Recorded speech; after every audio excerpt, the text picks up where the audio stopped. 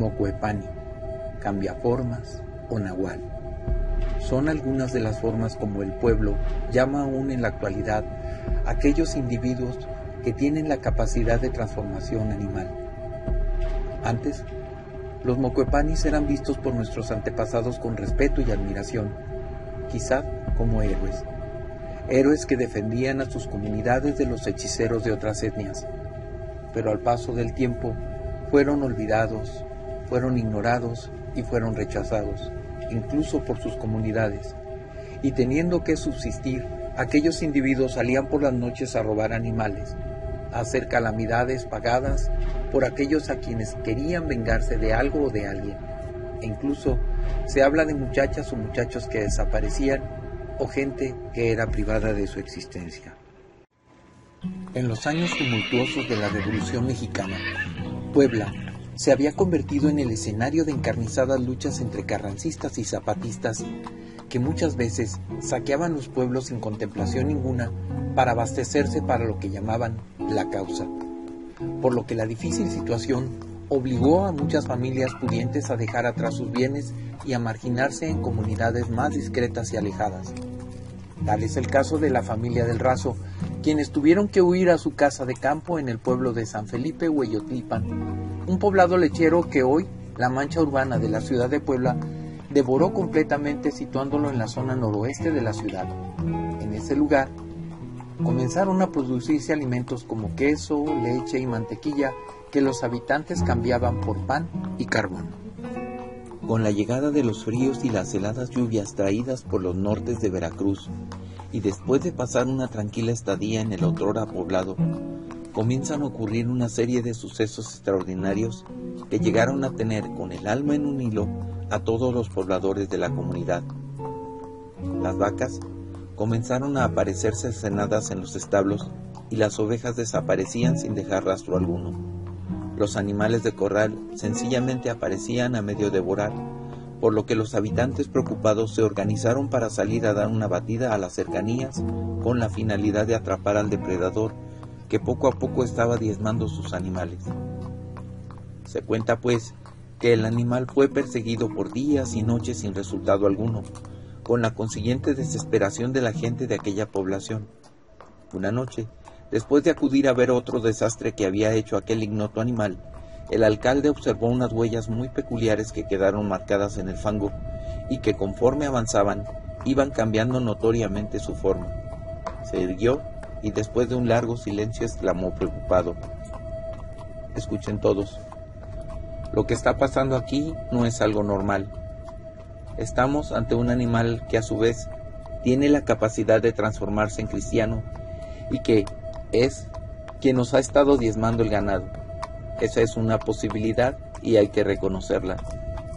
«¿La posibilidad de qué?», preguntaron los demás vecinos. «La posibilidad de que a San Felipe haya llegado un mocuepani, un brujo que puede cambiar su condición humana por una condición animal». «Un nahual», contestó. Todos guardaron silencio y se miraron aterrorizados.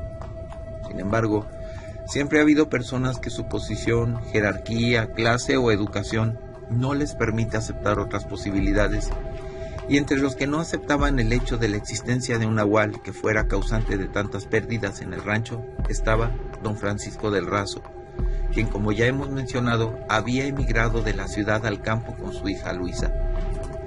Don Francisco había planeado una vida tranquila en el campo, alejado del barullo de la guerra civil por la que estaba atravesando México, pero nunca contó con que su joven hija se enamoraría y temía que ésta se fugara.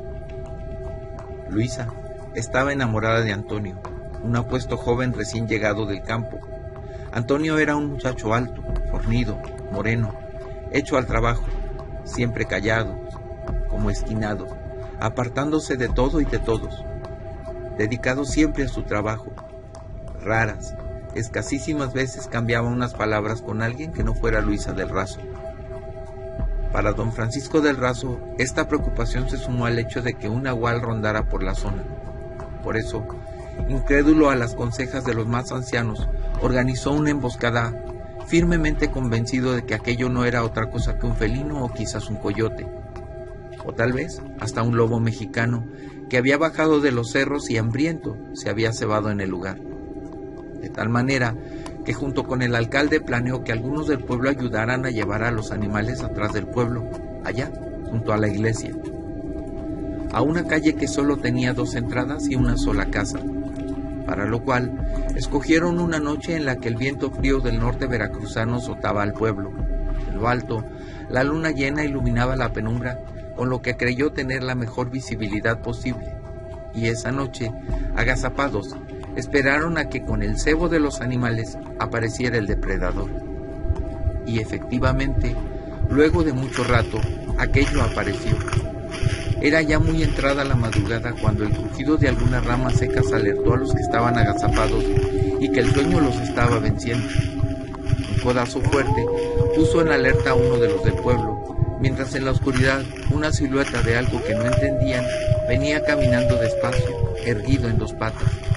Aquello era sin duda demasiado alto, demasiado fuerte. Cuando al fin la luna iluminó aquella aberración, exclamaron: «Dios santo, es enorme». Aquella cosa comenzó a moverse pegada a los muros de la calle. Su altura y corpulencia asombraban e intimidaban a todos. Pelo gris fino, mitad hombre, allá donde se mezclaba aquello con una bestia parecida a un perro enorme o un coyote muy muy grande. Se erguía y se movía en 2 patas, sigiloso, casi sin hacer ruido, mostrando los colmillos al ver a los animales al fondo de aquel callejón. Cuando la bestia entró en él, los animales muy asustados comenzaron a agitarse. La bestia entró en frenesí y comenzó a caminar hacia ellos. Fue entonces que el alcalde da la voz de ataque y en ese momento la cacería comienza. Y la bestia, al verse descubierta, echa a correr directo al fondo del callejón. Sin embargo, la trampa que le habían tendido estaba esperándole y finalmente cayó dentro de un pozo profundo que habían cavado para tal efecto. Ahí, al fondo, inconsciente, notaron que aquella cosa comenzaba a cambiar su forma humana y poco a poco los rasgos fueron haciéndose más notorios. El nahual que estaba dentro del pozo no era otro que Antonio, aquel joven llegado, el enamorado de la hija de don Francisco del Razo. Todos quedaron estupefactos sin saber qué hacer o qué decir, hasta que el alcalde reaccionó y mirando a don Francisco del Razo le dice: «Le dije que era un nahual». Aquel hombre adinerado no podía dar crédito a lo que veía, por lo que no pronunció una sola palabra. El alcalde decide llevarlo a la cárcel y encerrarlo mientras concluían qué hacer con él. Estaban ante un gran dilema, puesto que no podían acusarlo de transformarse en animal para robar el ganado, ya que en la capital todos se hubieran reído de ellos. Empero, tampoco lo podían dejar ir, porque habían visto lo que había hecho y de lo que era capaz. Y mientras esto discutían, un acontecimiento fortuito cambia el destino del joven Mocoipani. Alguien da la voz de alarma. Al poblado se acercan por un camino un grupo de revolucionarios, y en aquellos tiempos como en estos, ver a gente armada no era signo de buenas intenciones. Se sabía claramente que aquellos alzados llegaban al pueblo para pedir provisiones y ver qué más podían llevarse. Y en efecto, llegada esta gente, sin miramientos, arrasan como langostas con todo cuanto se atraviesa frente a ellos, saqueando de una manera bárbara los comercios, las casas y hasta la iglesia del lugar. Y aunque el pueblo entregó caballos, dinero, joyas y alimentos, los rebeldes inconformes querían llevarse también a las mujeres de leva, claramente no con buenas intenciones. Entre aquellas desdichadas mujeres se encontraba Luisa, la hija de don Francisco del Razo. Su padre trata de impedir su secuestro, pero es golpeado y echado a un lado, e impotente observa cómo en ancas de un caballo su hija se pierde a la distancia al galope de aquellos malvados. La noche ha caído ya de nuevo. En la comisaría del lugar se reúnen para organizarse y salir atrás de aquellos fascinerosos, y en medio de aquella nerviosa gritería sin control, por un momento, la mirada de don Francisco del Razo se cruza con la del joven Antonio, que le dice: «Puedo ayudarlos», en un tono muy sereno. «¿Cómo? ¿Cómo puedes tú ayudarnos? Yo puedo hacer lo que ustedes no pueden». Decidido, don Francisco del Razo da un paso al frente y pregunta: «¿Qué necesitas para salvar a mi hija?». «Carne y sangre fresca», responde el muchacho. Dame tu palabra de que lo que dices es verdad, y yo prometo respetar y hacer respetar tu vida. Usted la tiene, don Francisco. Desde el momento que se llevaron a Luisa, esos infelices tuvieron pena de la vida. Don Francisco del Razo, sin pensarlo más, abre la celda y libera a Antonio ante ya muy confundido pueblo que los mira. Lo miró y le dice: toma de esos animales lo que necesites, pero ve tras ellos, salva a mi hija. A lo que Antonio se abalanza sobre un pequeño animalito y lo rompe con un cuchillo hasta sacar de adentro el corazón del cordero. Come, y aunque sea lo último que hagas, salva a mi hija. Antonio, ante la aterrada mirada de don Francisco del Razo, del alcalde y del pueblo mismo, se transforma en aquella impresionante bestia que había visto la noche anterior todo el pueblo. Olfatea el viento y con una velocidad no humana sale en dirección de aquellos forajidos. Había tomado dispuesto a rescatar a Luisa y a defender al pueblo que, minutos antes, planeaba su destrucción.